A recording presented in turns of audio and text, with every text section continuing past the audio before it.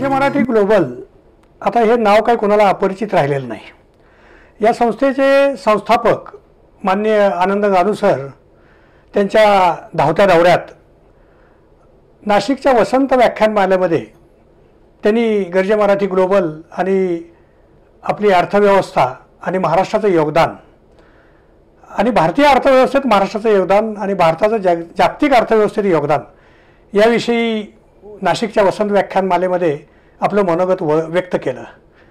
त्यांच्या धावत्या दौऱ्यामध्ये ते पुण्यामध्ये आल्यानंतर याच संदर्भानं गर्जे मराठी ग्लोबलची उद्दिष्ट आणि महाराष्ट्राचं त्यातलं योगदान याबद्दल जाणून घ्यावं म्हणून ही एक मॅरेथॉन मुलाखत। नमस्कार गानू साहेब। नमस्कार सरीजराव। आपला नाशिक दौरा कसा काय झाला? फर्स्ट सगळ्यात पहिल्यांदा आज ही बोलायची संधी दिली त्याबद्दल मी तुमचा आभारी आहे। आणि पहिल्यापासूनच आमच्यावरती साताऱ्यांनी खूप प्रेम केलं आहे, ते तुमच्या थ्रू असं उगम झालं आहे। सो खरोखर आज मला इथे आनंद होतो आहे। नाशिकचा दौरा खरोखर चांगला झाला। नाशिकमध्ये जी अपेक्षा होती की जसे तुम्ही थोडेसे महाराष्ट्राच्या इंटिरियरमध्ये जाता तसे लोक जास्त रिसेप्टिव्ह असतात, तिथल्या मुलांना समजून घ्यायची जास्त भूक असते, ते तुमच्याकडे चांगल्या कुतूहलाने ॲज वेल ॲज जिज्ञेसेने येतात की आपल्याला जे परदेशी राहणाऱ्या आपल्या लोकांकडनं काही शिकता येईल का, त्यांच्याकडनं आपल्याला काही फायदा येईल का। सो एकूण ज्या हेतूनी मी एवढा 10,000 किलोमीटर प्रवास करून आलो होतो की नाशिकमध्ये नाशिककरांशी आणि इतर महाराष्ट्रातून आलेल्या लोकांशी आपला एक संवाद साधावा, त्यांच्या भावना समजून घ्याव्या, आपण काय करतोय त्यांना सांगावं, हे सगळं माझ्या मते मी त्या 2 दिवसाच्या दौऱ्यात अचीव करू शकलो असं वाटतंय मला। सर, गर्जे मराठी ग्लोबलची संकल्पना आपल्या मनात आल्यापासून आत्तापर्यंतचा प्रवास हा तसा खडतर होता, त्याच्याविषयी थोडंसं सांगाल का? संकल्पना मनात कशी आली आणि मूर्त कशी झाली? हां, म्हणजे आम्ही 2016 साली आमच्या वाचनामध्ये डॉक्टर दिनेश केसकर यांचं एक छोटासा आर्टिकल आला। डॉक्टर दिनेश केसकर हे बोईंगचे व्हाईस प्रेसिडेंट आहेत आणि अमळनेरसारख्या छोट्या गावात आलेला माणूस PhD करायला अमेरिकेत जातो, नील आर्मस्ट्रॉंगच्या हाताखाली PhD करतो आणि बोईंग ह्या कंपनीचा व्हाईस प्रेसिडेंट होऊन जगभरची म्हणजे बोईंग लोकांच्या अर्थव्यवस्थेवरती परिणाम करू शकते इतक्या गोष्टी महाग असतात छोट्या छोट्या देशांच्या। सो देशांचे राष्ट्राध्यक्ष भेटत आहेत, मोठी डील्स करतो आणि त्याच्याविषयी आपल्याला पूर्ण माहिती नाही ना, याचं थोडंसं आम्हाला दुःख वाटलं। म्हणून मग आम्ही मराठी माणसांनी बाहेर जाऊन काय केलं याच्याविषयी जास्त वाचन करायला सुरुवात केली आणि आम्हाला असं जाणवलं की जे सर्वसामान्य लोकांची कल्पना असते की माणूस भारताच्या बाहेर जातो, तो पैसे कमवायला जातो किंवा मजा करायला जातो, तसं नसून ह्या लोकांनी आपल्याबरोबर आपल्या समाजाची आणि आपल्या देशाची प्रचंड प्रगती केली। म्हणून ही सगळी लोक आपण एका प्लॅटफॉर्मवरती एकत्र आणावीत म्हणून मी गर्जे मराठी ग्लोबल हा आमचा एक नवीन असा प्लॅटफॉर्म बनवला। सुरुवातीला पुस्तकाच्या रूपात होता, नंतर आम्ही त्याचं डिजिटल त्याचं रूप बनवलं। पण आता हे गर्जे मराठी ग्लोबलमध्ये आपण जागतिक स्तरावरल्या मराठी मंडळींना एकत्र आणताय, तसं बघायला गेलं तर जगाच्या लोकसंख्येच्या साधारण 1% मराठी भाषिक लोक आहेत आणि हे जे मायग्रेशन आहे ते अगदी पानिपतच्या युद्धापासून सुरू झालं। 22,000 युद्धकैदी बलुचिस्तानमध्ये गेले, ते आता भुक्ती मराठा म्हणून प्रसिद्ध आहेत, त्यांनी त्यांची प्रगती साधलेली आहे। त्यानंतर ब्रिटिशांनी राज्य केलं त्यावेळी मॉरिशस आहे, वेस्ट इंडिज आहे, साऊथ आफ्रिका आहे, इकडं मराठी लोकांनी मायग्रेशन केलं। त्यानंतरची मायग्रेशनची जी फेज आली ही स्वातंत्र्यानंतरची आली आणि या स्वातंत्र्यानंतरच्या फेजमध्ये सुरुवातीला डॉक्टर्स, इंजिनियर्स खास करून ब्रिटिश रूल कंट्रीजमध्ये गेले आणि त्यांनी एक स्वतःचं स्थान निर्माण केलं। पण त्यानंतर 90 साली म्हणजे 70 सालापासून साधारण दुबई वगैरे खूप झालं, पण 90 साली संगणकीकरण आलं आणि त्यामध्ये फार मोठं मायग्रेशन खास करून अमेरिका आणि युरोपमध्ये झालं, ऑस्ट्रेलिया, न्यूझीलंडमध्ये झालं। तर यातलं आपण या सगळ्याकडे कसं पाहताय? चांगला प्रश्न, खरं चांगला प्रश्न विचारलात आणि तुमचंही इतिहास ज्ञान खूपच चांगलं आहे असं दिसतं।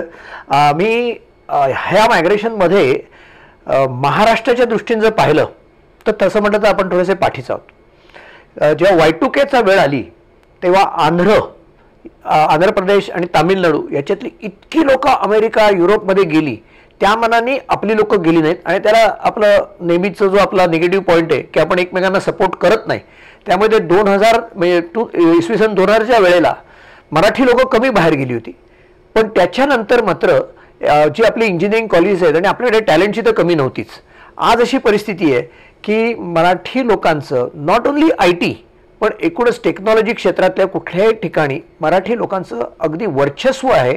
मोठ्या मोठ्या पदांवरती, मोठ्या मोठ्या स्टार्टअप्सवरती मराठी लोक जी भारतातनं गेलेली आहेत त्यांनी आपलं असं स्थान, मानाचं स्थान बनवलेलं आहे. सो हे म्हणजे तुम्ही जी उदाहरणं दिली ते मायग्रेशन होतं. आमची जी उदाहरणं आहेत ही म्हणजे देशाच्या बाहेर जाऊन देशाची सेवा करण्यासाठी गेलेली ही लोक आहेत. म्हणजे बाहेर गेली म्हणजे देशाला विसरलेली नाही आहेत. बरं, आता याच्यामध्ये मला एक असं वाटतं की जे आता मायग्रेशन म्हणा किंवा हे नोकरी करण्यासाठी गेली, खास करून मराठी माणूस कुठेही गेला तरी नोकरीतच रमला. पण आपण गरजे मला मराठीचं ध्येयच हे ठेवलं आहे की या नोकरीत रमलेल्या माणसाची सोबतता आता व्यवसाय उभे करायला वापरायची. आणि हे ट्रान्झिशन आपल्याला असं वाटत नाही का की मराठी माणसाला कितपत झेपतंय किंवा तो किती उत्साह दाखवतोय? काय आपल्याला काय दिसतं? झेप तर निश्चित आहे. मराठी माणूस तसा आपला कणखर बाणा, कणखर विचार आणि हार्डवर्कची आपण लोक आहोत. सो आपण एखादी जर गोष्ट करायला घेतली तर आपण ती यशस्वी करतो, त्याच्याशी वाद नाही. मराठी लोकांना एंटरप्रेनरशिप किंवा स्वतःच्या व्यवसायाकडे आपण का नव्हतो ह्याला काही कारण आहेत. आपण ट्रेडिशनली आपली ही समृद्ध अशी संस्कृती कम्युनिटी नाही आहे. दुसरं, आपण व्यापारामध्ये कधीच नव्हतो. आपण नेहमीच अभ्यास करायचा किंवा आपल्या एका छोट्याशा सर्कलमध्ये आपण काम करायचो. आपल्याला व्यापारसुद्धा गुजराथ्यांनी आणि इंग्रजांनी शिकवला. आणि आता अशी परिस्थिती झालेली आहे की आपली समृद्धी वाढल्यामुळे आपण एक रिस्क घेऊ शकतो. म्हणजे एक छोटंसं उदाहरण सांगायचं म्हटलं की जी लोक कोकणातनं आणि देशावरनं 1940 आणि 35 साली मुंबईत आली त्यांचं स्वतःचं पोट भरत नव्हतं. सो ते मिळालेल्या नोकरीनी आपल्या घराचा म्हणजे सपोर्ट करावं यासाठी त्यांनी धंद्याचं रिस्क नाही घेऊ शकले. पण आता आपली समाज जो आहे तो शिक्षणाच्या ह्यानी आणि गेल्या 2, 3, 4 पिढ्यांच्या कुठलाही समाज ना स्टेप वाईज प्रगती करतो. म्हणजे आपल्या आधीची जी पिढी होती त्यांच्यापेक्षा आत्ताची पिढी जास्त समृद्ध आहे. त्याच्या पुढली पिढी आपल्याहून जास्त समृद्धी. आता ती समृद्धी आल्यामुळे, एक फायनान्शियल स्टॅबिलिटी आल्यामुळे आता आपण एंटरप्रेनरशिप किंवा स्वतःचा धंदा ह्याच्याकडे आपण जाऊ शकतोय आणि आता आपण जातोय. तरी सुद्धा मराठी माणूस अजूनही ट्रेडिंग किंवा व्यापारामध्ये आपण नाही आहोत. आपण मॅन्युफॅक्चरिंगमध्ये असू शकू, आपण IT मध्ये असू शकू, पण जे जगभर ट्रेडिंग जे आहे त्याच्यामध्ये अजून आपण निश्चितच पाठी आहोत.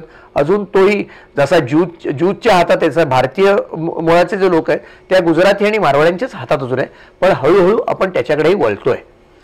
पण गरजे मराठी आता या व्यवसाय म्हणजे मराठी माणसाला व्यवसायात आणण्याच्या दृष्टीनं शैक्षणिक काही सल्ला देईल का की कुठलं शिक्षण घेतलं म्हणजे तो जास्त व्यवसायाकडे वळेल?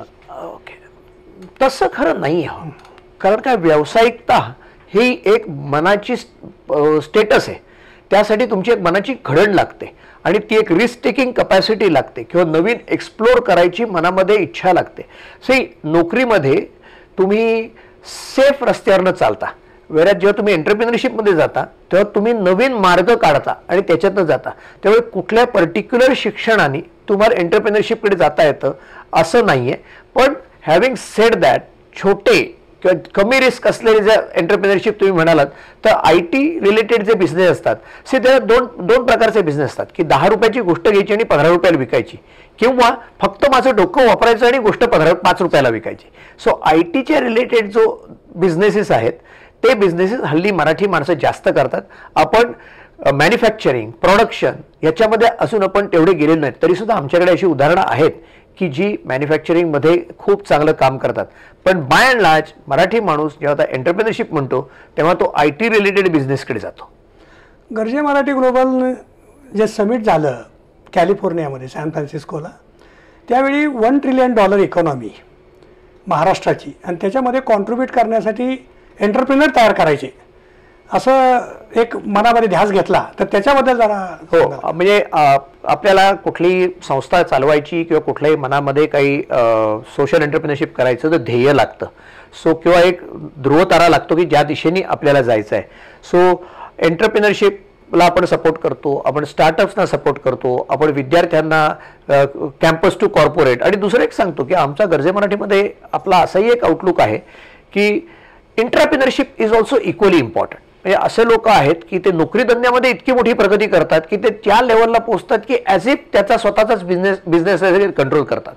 पण हे सगळं करायचं तर त्याचं कुठेतरी आपल्याला मेजरमेंट पाहिजे आणि मेजरमेंट पाहिजे आपल्याला काहीतरी ध्येय पाहिजे म्हणून आणि खूप विचार करून आपले एक नरेंद्र काळे म्हणून आहेत त्यांनी आपला गेल्या त्यांचं काळे लॉजिस्टिक्स म्हणून अतिशय मोठी कंपनी आहे जगातल्या 270 एअरलाईन त्यांचं सॉफ्टवेअर वापरतात तर आणि 40 एक वर्ष जुना म्हणजे आम्ही त्यांचा खूप सल्ला मानतो सो त्यांनी गेल्या 4 वर्षाचा आपला सगळा प्रवास पाहिला आणि त्यांनी सांगितलं की पुढल्या 7 वर्षात गानू आपण अचीव करू शकू आणि मग त्यांनी महाराष्ट्राच्या टोटल इकॉनॉमीच्या 1% पॉझिटिव्ह इम्पॅक्ट गर्जे मराठी करू शकेल असं त्यांनी केलं आणि आत्ता आपण केलंय म्हणजे आपल्या थ्रू गेलेले स्टार्टअप्स असतील ज्यांना आपण फंडिंग मिळवून दिलं असे लोक आहेत म्हणजे आत्ता गेल्या 2-3 वर्षात सुद्धा माझ्या मते जर नीट आकडा काढला तर आपण एक 100 कोटी रुपयाची महाराष्ट्राच्या इकॉनॉमीवरती आत्ता आपण पॉझिटिव्ह इम्पॅक्ट केलेला आहे सो कठीण नाहीये म्हणजे कठीण आहे पण अशक्य नाहीये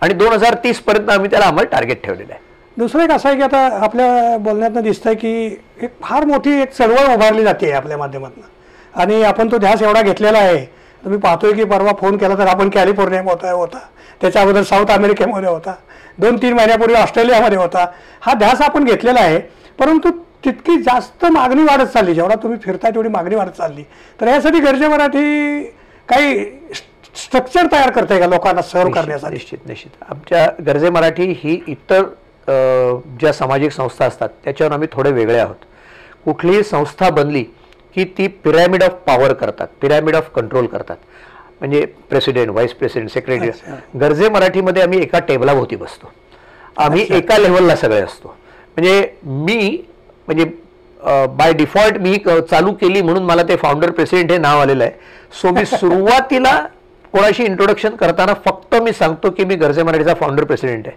त्याच्यानंतर कोणी मला विचारलं तू काय आहेस तर मी सांगतो मी गर्जे मराठीचा एक सभासद आहे सो हे जे म्हणजे तुम्ही जे स्ट्रक्चर म्हणता ना सो तसं आम्ही रिजिड स्ट्रक्चर बनवणार नाही आहोत गर्जे मराठीमध्ये अगदी सगळे इक्वल पण त्याच्यासोबत सगळे इक्वल राहून चालत नाही कोणीतरी गाडी चालवायला लागते म्हणजे सगळेच जण जर म्हणाले मी ड्रायव्हर तर होत नाही सो आम्ही काय केलंय की आम्ही अनेक उपक्रम चालवतो सो एखाद्या माणसाची म्हणजे आता तुम्ही साताऱ्यामध्ये जर तुमची जबाबदारी घेतली आहे आणि साताऱ्यामध्ये तुम्ही फिशरीचा एक उपक्रम करताय सो त्या उपक्रमाला आम्ही सगळे सपोर्ट करू पण चालवायचा तुम्हाला आहे तसं एक रुपाली देशपांडे नावाची मुलगी आहे त्यांनी विद्यार्थ्यांसाठी म्हणजे त्यांना नोकऱ्या मिळाव्यात यामुळे कॅम्पस टू कॉर्पोरेट असा त्यांनी उपक्रम तिच्या मनात आयडिया होती सो ती म्हणाली मी हे करते त्याला आम्ही मदत केली पण लीड ती करते सो आमचं स्ट्रक्चर हे असंच राहील कोणालाही परमनंट पोझिशन किंवा मी प्रेसिडेंट आहे म्हणून माझा मुलगा प्रेसिडेंट होईल असंही नाहीये पण जर एखादा उपक्रम तुमच्या मनात कारण काय गर्जे मराठी एकूणच उपक्रम टू उपक्रम अशीच आमची संस्था चालते आपल्याला लोकांसाठी एकत्र मिळून आपल्या विद्यार्थ्यांसाठी आपल्या एंटरप्रेन्योरसाठी काय करता येईल एकत्र येऊन हाच हेतू आहे ना सो एक उपक्रम त्याचा तो चालव त्याला अख्खी म्हणजे एंटायर गर्जे मराठी त्याच्या पाठी राहील म्हणजे असं नाही की तुम्ही साताऱ्याला करताय किंवा त्यामुळे मी आणि माझा जिल्हा ज्याच्याखाली आपण साताऱ्याला काम करतोय सो ती तुमची जबाबदारी झाली असं नाहीये तुम्ही साताऱ्याला ज्यांचं प्रेम आहे किंवा साताऱ्या ज्यांचं मूळ आहे ते लोक एकत्र येतात ते लोक साताऱ्यात काय पाहिजे ते ओळखून काढतात ते लोक साताऱ्यासाठी काय करतात ओळखून काढतात पण करायचं जे काम असतं आम्ही सगळे मिळून करतो सो असा युनिक काय ते बंधुभाव ठेवणारा कुठलीही कॉम्पिटिशन नसणारा असा गर्जे मराठीचं स्ट्रक्चर आहे म्हणजे गर्जे मराठी हे सेल्फ ड्रायव्हिंग उपक्रम आधारित संघटना आहे ज्याने त्यांना आपापला उपक्रम घेऊन यावा गर्जे मराठीच्या माध्यमातून राबवावा आणि गायडन्स त्याला पूर्ण सपोर्ट सिस्टम मिळेल गर्जे मराठीची मिळेल एक्झॅक्टली तर या संदर्भामध्ये येणाऱ्या एक 10 वर्षामध्ये आपण कसं बघता की कुठल्या कुठल्या क्षेत्रात गर्जे मराठी एक म्हणजे एक रोडमॅप किंवा पाथ देईल एक मनामध्ये अशी इच्छा आहे की आत्ता आपण एकमेकांशी प्रोफेशनली जर कनेक्ट व्हायचं असेल तर आपण लिंक्डइनवरती जातो सो अशी एक इच्छा आहे की गर्जे मराठी हे मराठी माणसाचं सुपर लिंक्डइन झालं पाहिजे म्हणजे कुठल्याही माणसाला आपला दुसरा माणूस काय करतोय हे पाहायचं असेल तर तो गर्जे मराठीवरती आला पाहिजे कुठल्याही माणसाला दुसऱ्या मराठी माणसासाठी किंवा आपल्या देशासाठी आपल्या महाराष्ट्रासाठी काही करायचं असेल त्यांनी गर्जे मराठीसाठी आलं पाहिजे हे एक आमचं ओव्हरऑल काय आपण झालो पाहिजे हे एक पिक्चर आहे म्हणजे जगातली सगळी मराठी माणसं या प्लॅटफॉर्मवरती कनेक्ट झाली पाहिजेत त्यांनी एकमेकांमध्ये ज्ञानाची देवाणघेवाण करावी जसं आपल्या ब्रीदवाक्यात इथे भेदाभावाच्या भिंती नाहीत महत्वाकांक्षेला इथे मर्यादा नाहीये सो असे म्हणून आपण एकत्र यायला पाहिजे हा एक आता त्याचे लोअर पार्ट जे म्हणले आता हे तुम्ही कसं डिव्हाइड करणार. आमची अशी इच्छा आहे की महाराष्ट्रातनं बाहेर जाणारा परदेशी शिकायला प्रत्येक विद्यार्थी जायच्या आधी गरजे मराठीशी कनेक्ट झाला पाहिजे. तो जेव्हा जाईल 1.5 वर्ष शिकायचं असतं, 2 वर्ष शिकायचे असतात. म्हणजे हे गेल्या 6-7 वर्षाच्या अनुभवावरून मी सांगतो, आपली मुलं अतिशय सिन्सिअर असतात. एकूणच मराठी माणूस हा सिन्सिअरच असतो. तर ते 1.5 वर्ष अभ्यास करतात, हे करतात आणि मग अचानक नोकरीच्या when they go into the job market ते तयार नाही आहेत. सो आमची अशी इच्छा आहे की न जाणाऱ्या प्रत्येक मुलांनी सॉर्ट ऑफ गरजे मराठी रजिस्टर करावं. त्याला आम्ही पुढली 2 वर्ष मेंटर करू. आमची पैशाची अपेक्षा नाही. ते तर गरजे मराठीचं सगळ्यांना माहितीच आहे की आम्ही कशाचेच पैसे घेत नाही. आम्ही त्यांना मेंटर करू, आम्ही त्यांना तयार करू. त्या 2 वर्षामध्ये नेटवर्क कसं करायचं, रेफरन्सेस कसे बिल्ड करायचे, प्रोजेक्ट कसे करायचे, रेझ्युमे कसे चांगले आपले बनवायचे, हे आम्ही त्यांना शिकवू. म्हणजे जेव्हा वेळ येईल की आता उद्या पाण्यात उडी मारायचे तेव्हा तो पोहायला शिकलेलाच असला पाहिजे. म्हणजे ऍक्च्युली उपमा जमत नाहीये, म्हणजे गादीवरती पोहायला शिकता येत नाही, पण मी तो पोहायला शिकता आला पाहिजे. हा एक दुसरा उपाय झाला. दुसरा एक व्हर्टिकल झाला. आपले स्टार्टअप्स आहेत, महाराष्ट्रातले इंटिरियर मधले स्टार्टअप्स आहेत. आम्ही गेल्या 2 वर्षामध्ये जवळजवळ 150-200 स्टार्टअप्सना आम्ही मेंटर केलं. मुलं खूप चांगली आयडिया येतात, पण तरी सुद्धा अजून आपली भूक आणि महत्वाकांक्षा तेवढी मोठी नाहीये. सो माझी जी इच्छा आहे की आपली जी मुलं आहेत ती दे शुड कम, म्हणजे मोठे प्रोजेक्ट घेऊन आले पाहिजेत. म्हणजे तुम्ही कॅलिफोर्नियाच्या इन्व्हेस्टरकडे जाऊन त्याच्याकडे 50 लाख रुपये मागितलेत तर तो तुम्हाला एंटरटेन नाही करणार आहे. आणि फुकट नाही पैसे मागायचे, तुम्ही मोठं प्रोजेक्ट पाहिजे. आपण वुमेनचा जो प्रोग्राम करतोय तर आपल्या ज्या मार्जिनल एंटरप्रेनर्स आहेत की ज्या गावामध्ये कामं करतात, की जिथे तुमच्याकडे पण आहे, साताऱ्याला पण आहे, संगोल्याला पण अशी काही काम आहे, त्या बायकांना आम्ही स्ट्रक्चर्ड बिझनेस कसा करता येईल यासाठी काम करतोय. म्हणजे ओव्हरऑल आपली जी सिस्टीम आहे ती इतकी निश्चित घट्ट आणि वेल कनेक्टेड झाली पाहिजे की कोणालाही काहीही लागलं तर तो देणारा हजर पाहिजे. देणाऱ्याला जर द्यायची इच्छा आहे त्याला घेणारा कोणी ते कळलं पाहिजे.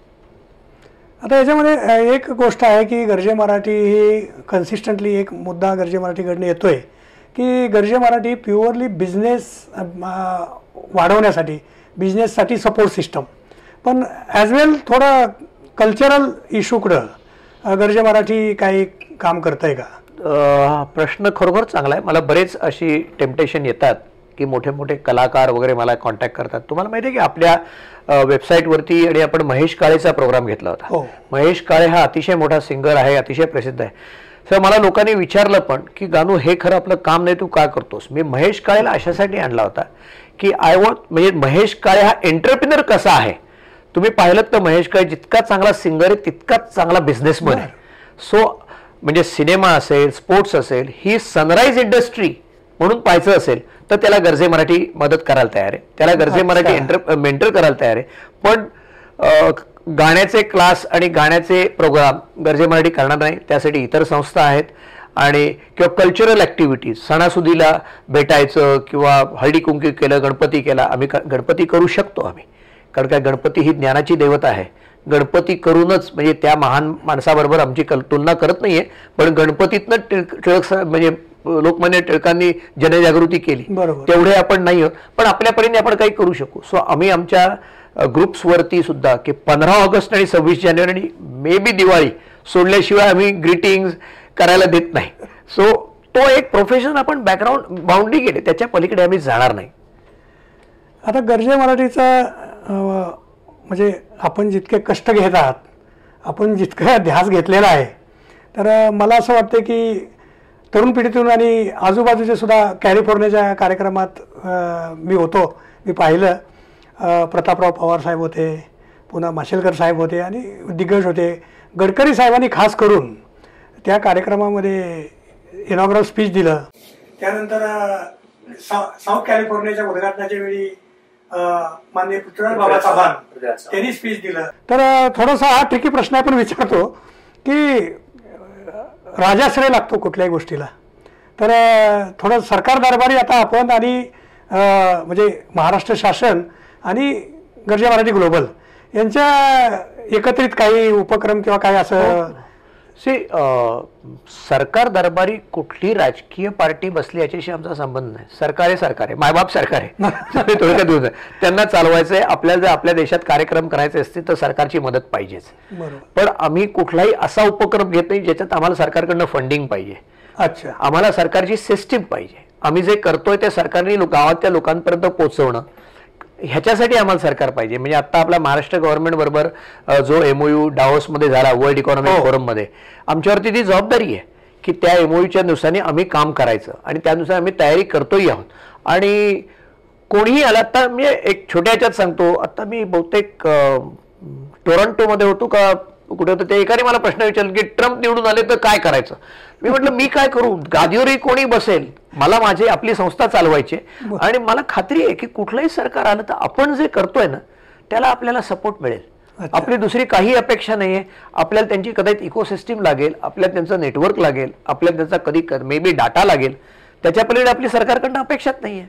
सो कोणी देऊ शकेल असं वाटतंय मला. म्हणजे सरकारकडे जे ह्यूज इन्फ्रास्ट्रक्चर आहे, अगदी खेड्यातल्या कर्मचाऱ्यापासून ते मंत्रालयापर्यंत, ते इन्फ्रास्ट्रक्चर आपल्याला मिळालं तर आपण खूप चांगलं काम करू शकू, असं गर्जे मराठीचं मत आहे.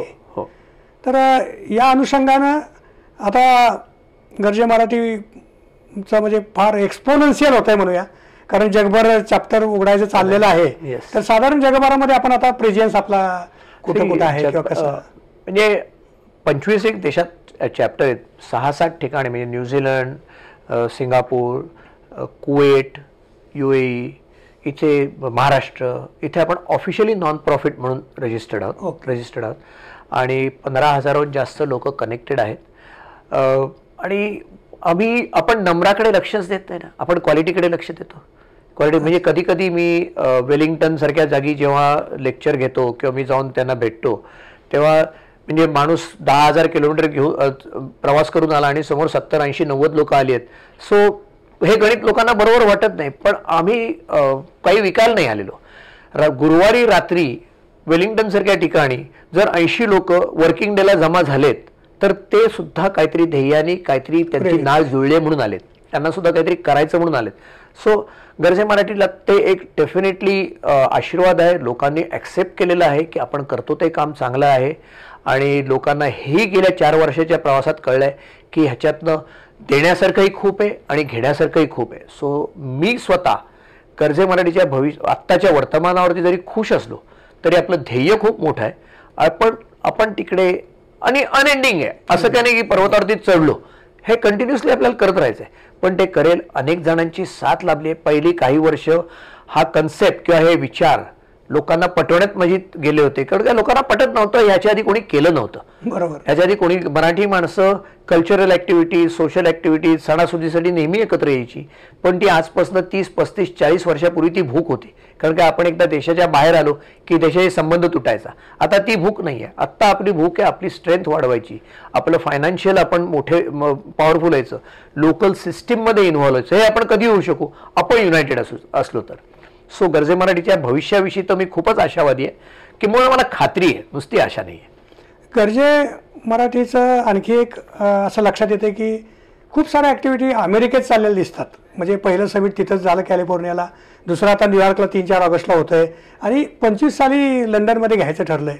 तर युरोप आणि अमेरिका सोडून इतरही ठिकाणी आपल्याला काही जाण्याचं, मी आत्ता जी प्रवास केला, म्हणजे मी दुबईपासून खाली न्यूझीलंडपर्यंत प्रवास केला. मी खूप लोकांना भेटलो. म्हणजे मी 28 डिसेंबरपासून ॲक्च्युली फिरतोय मी लोकांना भेटत. आणि त्याच्यानंतर मी डॉक्टर रघुनाथ माशेलकरांच्या बरोबर बसलो होतो की हे कसं करायचं, पुढे कसं जायचं. सो आम्ही म्हणजे साऊथ ईस्ट एशिया किंवा पॅन एशिया असा एक आता आम्ही दुसरा करणार. म्हणजे कारण काय ना, ऑस्ट्रेलियात जेव्हा गेलो किंवा न्यूझीलंडमध्ये गेलो, त्यांच्यात आणि अमेरिकेच्यात काही कॉमन नाहीच आहे. त्यांना अमेरिकेविषयी इंटरेस्ट पण नाही आहे, अमेरिकेत काय चाललं त्यांच्यात. आणि एक तर मध्ये 19, 20, 18 तासाचा फरक आहे, त्यामुळे ते सगळ्या कार्यक्रमाला जॉईन होऊ शकत नाही. सो आम्ही साऊथ ईस्ट एशिया म्हणजे एशिया ऑस्ट्रेलिया असा सगळा धरून आम्ही एक दुसरा उपक्रम करतोय की हे लोक एकमेकांशी कनेक्ट होतील, ते त्यांचे उपक्रम चालवतील आणि युरोपमधले जे लोक आहेत ते आता अमेरिकेशी कनेक्टेड आहेत. सो भारत हा मध्यवर्ती झाला. भारताच्या ह्या साईडला युरोप आणि अमेरिका झालं आणि या साईडला साऊथ ईस्ट एशिया आणि ऑस्ट्रेलिया झालं. असं आम्ही 2 वेगळ्या प्रकाराने काम करतोय. आणि जे तुम्ही अमेरिका सांगितलं किंवा हे सांगितलं, शेवटी सगळ्याचा टार्गेट हे महाराष्ट्र आहे. सो महाराष्ट्रामध्ये तर काम चालूच आहे. सो असं नाही की आम्ही फक्त अमेरिकेत काम करतोय, अमेरिकेतल्या सुद्धा प्रत्येक माणसाला जो करतोय त्याला आपल्या देशासाठी, आपल्या गावासाठी करायची इच्छा आहे. सो महाराष्ट्र हा नेहमीच आमच्या कार्याचा केंद्रबिंदू राहील. मराठी स्वराज्याची स्थापना झाल्यानंतर, शिवाजी महाराजांनी केल्यानंतर, त्यानंतर मराठा साम्राज्य पेशवाईच्या काळामध्ये भारतभर झालं आणि खूप मराठी माणसं त्या साम्राज्यातले अधिकारी म्हणून किंवा इतर काही अनुषंगानं भारतभर पसरली. तर गर्जे मराठी ग्लोबल महाराष्ट्राच्या बाहेरच्या पण भारतातल्या या गोष्टींच्याकडे व्यवसाय वृद्धी किंवा त्यांना इन करून घेण्यासंदर्भात कसं विचार करताय किंवा काय करताय? हे आपण ना अजून आपण तसं म्हटलं तर बाल्यावस्थेत आहोत. आपण सुरुवातीला पहिली 4 वर्ष तर मी महाराष्ट्रात काहीच केलं नव्हतं. बरं. पहिली 4 वर्ष मी जगात महाराष्ट्र सोडून बाहेर गेलेली मराठी माणसं एकत्र करायची याच्यावरतीच आम्ही होतो, याच्यावरतीच होतो. आता आम्ही काय करतोय, आता ही लोक एकत्र झाली, त्यांचे विचार एकत्र झाले, ते एकत्र काहीतरी एंटरप्रेनरशिप बरेच एकमेकांना मदत करतायत. पण आता ह्याचं सगळं ज्ञान, ह्यांची फायनान्शियल स्ट्रेंथ कुठे वापरायची, म्हणून आम्ही गेली 2 वर्ष आम्ही महाराष्ट्रात काम करायला सुरुवात केली. आणि त्याच्यामध्ये आता आम्ही बऱ्याच युनिव्हर्सिटीज बरोबर आम्ही एमओयू केला आहे, बऱ्याच ठिकाणी स्टार्टअपचे इन्क्युबेटर्स आहेत त्यांच्याबरोबर एमओयू केला आहे, बऱ्याच एज्युकेशन इन्स्टिट्यूशन बरोबर केला आहे. सो आता आम्ही महाराष्ट्रामध्ये काम करायला लागलो. आणि तुम्ही जे म्हणालात, प्रश्न केलात की म्हणजे बेळगाव असेल किंवा इंदोर आहे, थोडंफार बडोदा आहे, तंजावर आहे, यातले मराठी, हो तो एक आम्ही प्रयत्न करतोय आणि तो होणार आहे. ह्या समिटमध्ये तुम्ही पाहाल दक्षिणी मराठी असे खूप ग्रुप आहेत, त्या ग्रुप्सना आम्ही जॉईन झालोय. असे ग्रुप्स कॅनडामध्ये पण आहेत की दक्षिणी मराठी, की जे साऊथला जाऊन सेटल झालेत पण ते अजूनही घरी मराठी बोलतात आणि आता ते परदेशी गेलेत. अशा लोकांबरोबर आम्ही करतोय. पण बाकी इंदोर वगैरे इथे अजून आम्ही एवढा प्रेझेन्स नाहीये आणि होईल कदाचित, पण अजून वाढतोय ॲज आय सेड. म्हणजे एकंदरीत येत्या 10 वर्षामध्ये आपल्याला असं दिसू शकेल की सर्व मराठी कम्युनिटीज जगभरच्या एकमेकाशी गर्जे मराठी ग्लोबल मार्फत कनेक्ट झाल्यात आणि एक खूप सुंदर मराठी अर्थव्यवस्था, ग्लोबल अर्थव्यवस्था उभी राहिलेली आहे.